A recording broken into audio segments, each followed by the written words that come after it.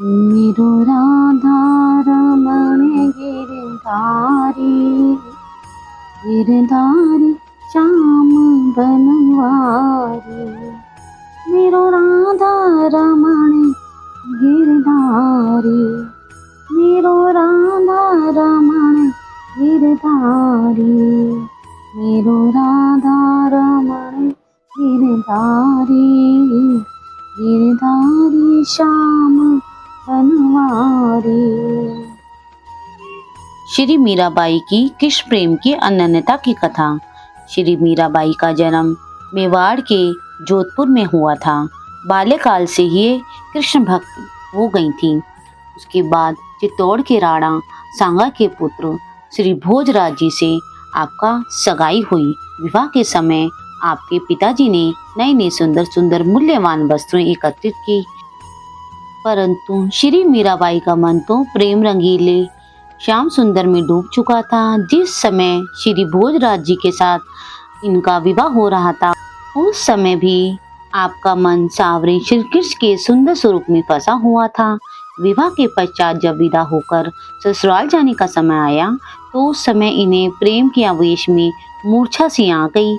इनकी ऐसी विहल दशा को देखकर पिताजी कहने लगे, बेटी, मन में किसी प्रकार का दुख ना मानो। जो वस्त्र या आभूषण तुम्हें प्रिय हो ले लो। उस समय आपके नेत्रों में आंसू भरे हुए थे। आपने पिताजी को उत्तर दिया कि इस धन दौलत से मुझे क्या काम। आप लोग यदि हमें इच्छित वस्तु देकर सब प्रकार से संतुष्ट करना चाहते हैं, तो श्री गिरधरलाल जी को मुझे दे दीजिए। इसके अतिरिक्त और सब धन माल सामान उठाकर रख लीजिए। माता पिता को बेटी मीरा बहुत प्यारी थी, इसलिए मीरा जी को माता जी ने रोते रोते अपने गले से लगा लिया और कहा कि श्री गिरधारी लाल जी को तुम अपने साथ ले जाओ, खूब प्रेम से इनकी सेवा पूजा करो। श्री मीरा जी ने अपनी पालकी में अपने सामने श्री गिरधर जी को पधरा लिया और उनके नेत्रों से नेत्र मिलाते हुए चली। अपने प्राणपति श्री ठाकुर को पाकर आनंद मग्न श्री मीरा जी अपने मन में फूली नहीं समाती थी। इस प्रकार वे राणा भोजराज के भवन में पहुंच गईं। सास ने इन्हें पालकी से उतारा।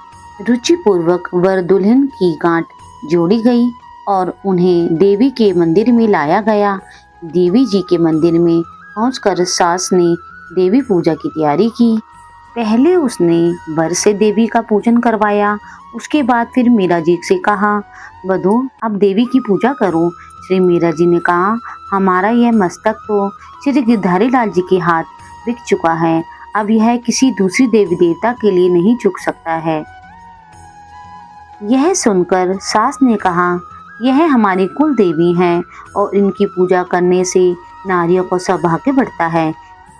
श्री देवी जी के चरणों में सिर रखकर प्रणाम करो।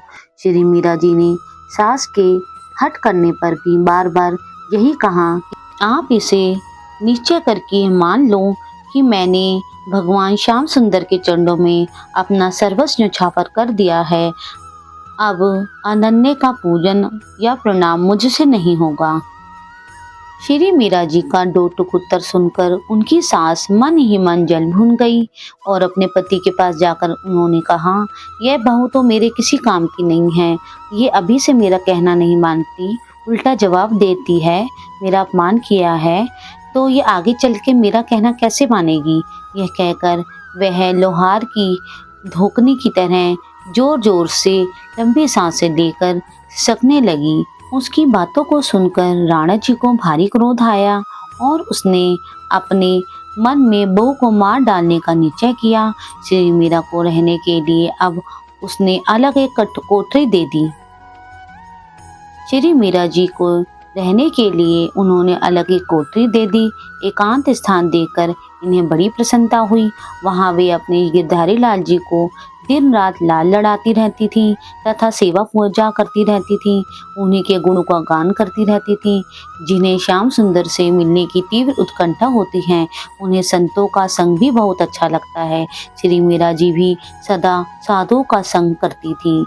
श्री मीरा जी को संतों का संग करते हुए देखकर किसी दिन उनकी नंद, जिसका नाम उदा बाई था, उसने आकर कहा, भाभी तुम समझती क्यों नहीं हो, साधुओं से प्रेम करने से कुल को बड़ा भारी कलंक लगता है। राणा जी देश के राजा हैं, तुम्हारे इस स्वच्छंद आचरण से उन्हें लज्जित होना पड़ रहा है और तुम्हारे पितृकुल की जो भी रीति है वह भी नष्ट हो रही है। इसलिए मेरी बात मान लो, साधुओं का संग करना शीघ्र ही छोड़ दो। श्री मीरा जी ने उत्तर में कहा, मेरे प्राण सदा साधुओं के साथ लगे रहते हैं, इसलिए उनके संग में मुझे अपार सुख प्राप्त होता है। मेरे आचरणों से जिसे दुख होता हो उसे मुझसे बिल्कुल अलग रखो। इनकी यह बात सुनकर राणा ने एक कटोरा विष का प्याला इनकी यह बात सुनकर राणा ने दयाराम पांडे के हाथ एक कटोरा विष भगवान चरणामृत कहकर भेज दिया। श्री मीरा जी ने प्रसन्नता पूर्वक पी लिया। पी लेने के बाद इनके अंग में एक विशेष प्रकार की कांति दिखलाई पड़ने लगी। श्री मीरा जी जब विष पीकर भी नहीं मरी और उन्होंने साधु संग को नहीं छोड़ा, तब राणा ने अपने गुप्तचर लगा दिए। उनसे यह कह दिया कि जब मीरा के पास कोई साधु आकर बैठा हो तभी तुम लोग मुझे सूचना देना, मैं उसी समय उसे मार डालूंगा। यह मैंने दृढ़ निश्चय कर लिया है। श्री मीरा जी के भवन में तो श्री गिरधारी लाल जी के नित्य ही विराजते हैं। श्री मीरा जी के भवन में तो श्री गिरधारी लाल जी नित्य ही विराजते थे। ये उन्हीं के साथ हंसती बोलती और खेलती रहती थी। एक दिन हंसने बोलने की प्रिय ध्वनि गुप्तचरों के कानों में पड़ी। उन्होंने झट से राणा को खबर कर दी। सुनते ही राणा अत्यंत अधीर हो गए। तलवार लेकर जल्दी जल्दी दौड़े आए और द्वार पर उन्होंने पुकार कर कहा, किवाड़ खोलो। श्री मीरा जी ने किवाड़ खोल दिए। राणा को कोई साधु नहीं दिखलाई पड़ा। वहां अकेली वे ही थी। राणा ने फटकारते हुए उनसे पूछा, जिसके प्रेम रंग में तू रंगी है, जिसके साथ हंस बोलकर अनेक प्रकार से रमण कर रही थी, वह मनुष्य कहाँ गया, मुझे जल्दी बता।